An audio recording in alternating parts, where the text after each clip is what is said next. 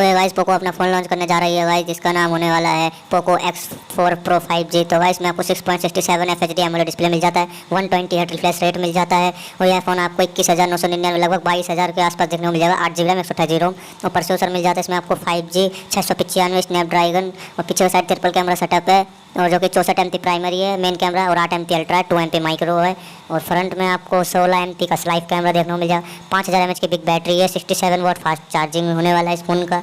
और भी फ़ोन की फुल जानकारी और अनबॉक्सिंग वीडियो डिस्क्रिप्शन लिंक पे मिल जाएगी। ऐसे ही टेक वीडियोज़ के लिए लाइक शेयर सब्सक्राइब भी कर सकते हो। Thank you the watching video.